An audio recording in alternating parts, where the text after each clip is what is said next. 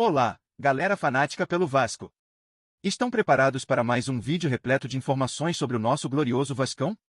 Antes de iniciarmos, já sabem o esquema. Feito isso, inscrevam-se no canal e deixem aquele like para não perderem nenhum detalhe das notícias mais recentes do nosso amado clube.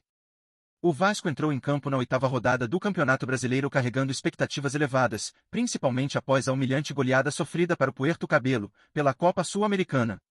O jogo marcava o primeiro desafio após esse revés internacional, e havia uma esperança de que a equipe pudesse dar uma resposta imediata em campo. Comandado pelo técnico interino Felipe, o time precisava apresentar uma reação, tanto para reconquistar a confiança da torcida quanto para se afastar da incômoda zona da parte inferior da tabela. No entanto, o desempenho apresentado foi muito aquém do esperado. A equipe se mostrou desorganizada, pouco inspirada e incapaz de controlar o jogo em nenhum momento. O resultado final, embora não precise ser citado, foi profundamente decepcionante para o torcedor vascaíno, que saiu do jogo mais preocupado do que nunca com o futuro do clube na temporada. Desde os primeiros minutos, o Vasco demonstrou dificuldades evidentes em termos de organização tática. A equipe entrou em campo sem a devida compactação e com falhas visíveis no posicionamento defensivo. A linha de marcação cedia espaços com facilidade e não havia coordenação entre os setores, o que facilitava as ações do adversário. O técnico Felipe tentou fazer ajustes ao longo da partida, promovendo alterações na estrutura e até mudanças no desenho tático, mas as intervenções não surtiram o efeito desejado. O time parecia sem identidade, perdido dentro de campo, sem uma proposta de jogo clara.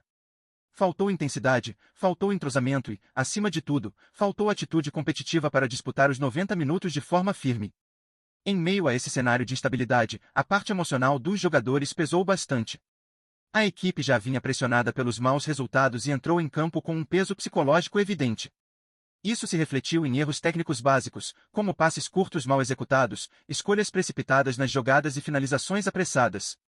A ansiedade, característica de quem está em má fase, tomou conta do elenco, tornando a equipe ainda mais vulnerável diante de um adversário que soube explorar bem essas fragilidades. Em momentos decisivos da partida, a falta de frieza foi determinante. O Vasco não conseguia responder aos gols sofridos, nem tampouco apresentar consistência para tentar uma virada. Faltou controle emocional para reagir de forma madura. Do ponto de vista tático, a atuação do técnico Felipe levantou dúvidas sobre a capacidade de leitura do jogo e de resposta durante a partida. Em uma situação de adversidade, esperava-se que o time apresentasse alternativas criativas, mas isso não aconteceu. Mesmo com mais posse de bola em determinados momentos, o Vasco foi ineficaz no terço final do campo. A equipe não conseguiu criar chances reais de gol com frequência, e a movimentação ofensiva era engessada e previsível. As transições eram lentas, a construção ofensiva travada, e os poucos avanços ocorriam de forma isolada e descoordenada. O adversário conseguia se defender com facilidade, e isso deixou a impressão de que faltou um plano B dentro de campo. Enquanto isso, o Vitória, sob o comando de Thiago Carpini, teve uma atuação consistente e aproveitou com inteligência as brechas deixadas pela equipe vascaína. O time baiano foi superior na compactação defensiva, nas transições ofensivas, principalmente, na leitura do jogo. Mostrou uma organização que o Vasco não teve e foi cirúrgico nas suas chegadas ao ataque. Mesmo sem exercer uma pressão constante, o Vitória dominava as ações, administrava o jogo e impunha o ritmo da forma que lhe era mais confortável. A diferença de postura entre as duas comissões técnicas ficou evidente. De um lado, um time que sabia exatamente o que queria em campo, do outro, um grupo desorientado, tentando encontrar soluções improvisadas durante a partida. É importante, neste momento, que a torcida vascaína mantenha os pés no chão. A frustração é compreensível e até necessária, mas também é preciso ter clareza sobre o cenário atual. A equipe está em transição, sem um treinador efetivo, vivendo um momento delicado no calendário e sofrendo com a instabilidade emocional e técnica do elenco. A cobrança deve existir, mas ela precisa vir acompanhada de uma compreensão sobre os caminhos a serem percorridos.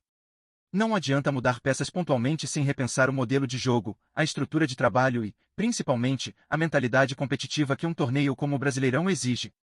A atuação nesta partida deixa um alerta claro: o Vasco precisa de muito mais para ser competitivo neste campeonato. O trabalho de Felipe, embora bem intencionado, ainda carece de profundidade tática e solidez. A equipe precisa se reencontrar, dentro e fora de campo. É necessário reforçar o elenco, mas também desenvolver um modelo de jogo consistente, com identidade. A torcida tem um papel fundamental nesse processo, apoiando, cobrando e se fazendo presente, mas também entendendo que o caminho será duro. O respeito que o Vasco construiu ao longo da sua história exige uma resposta à altura. E essa resposta precisa começar agora. O resultado ruim nesta oitava rodada escancara uma crise que vai além das 4 linhas.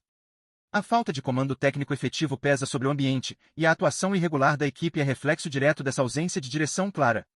Quando não há uma filosofia de jogo bem definida, os atletas ficam à mercê de decisões pontuais e improvisações que, como se viu, pouco resolvem diante da exigência do campeonato. O momento exige mais do que ajustes pontuais, é necessário um projeto esportivo realista e coerente, que permita a formação de uma equipe competitiva a médio e longo prazo. O Vasco não pode mais se dar ao luxo de depender de lampejos individuais ou da força da camisa. É preciso método, é preciso planejamento. Continuar apostando em soluções emergenciais sem enfrentar os problemas estruturais só prolonga a instabilidade que tanto preocupa o torcedor. Além disso, a desconexão entre os setores do time chama a atenção. Em campo, o meio-campo não conseguiu ser o elo entre defesa e ataque, o que dificultou a criação e também comprometeu a recomposição defensiva.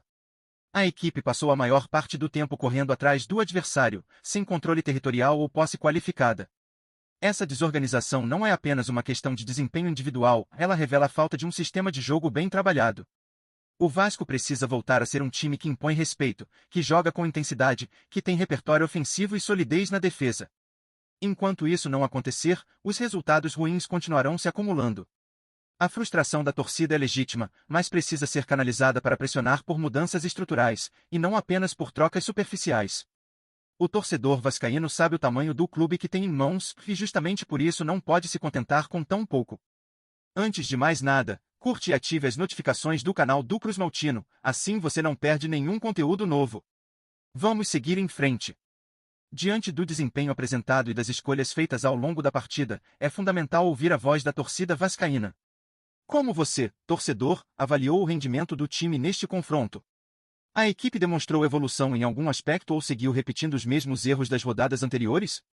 É importante refletir sobre o que se viu dentro de campo, um time que novamente teve dificuldades em construir jogadas, sofreu para se organizar defensivamente e não apresentou soluções consistentes mesmo após as mudanças promovidas ao longo do jogo. Esse padrão de atuação levanta questionamentos sobre o preparo do elenco e a clareza de ideias no comando técnico. O sentimento de frustração é compreensível, mas a análise crítica precisa ir além do placar. Você acredita que o Vasco jogou com a intensidade e inteligência que o momento exige? E quanto às alterações feitas por Felipe ao longo do jogo, você acha que foram acertadas? Houve melhora no desempenho com as substituições ou tudo permaneceu na mesma linha de desorganização e pouca efetividade? A impressão é de que o time seguiu confuso, mesmo com as trocas, sem apresentar uma resposta tática que realmente ameaçasse o adversário. O treinador interino tentou mexer nas peças, mas não mudou o cenário. Isso indica um problema mais profundo do que simplesmente o quem está jogando. O como está jogando precisa ser revisto urgentemente. Por isso, queremos ouvir você, torcedor, o que precisa mudar com mais urgência no Vasco? O time está no caminho certo ou precisa de um choque de realidade dentro e fora do campo? A gente traz as notícias mais legais do Vasco todo dia. Se inscreve e curte pra gente continuar trazendo mais novidades. Conta o que você acha nos comentários, o Vasco adora saber. Tchau, até o próximo vídeo.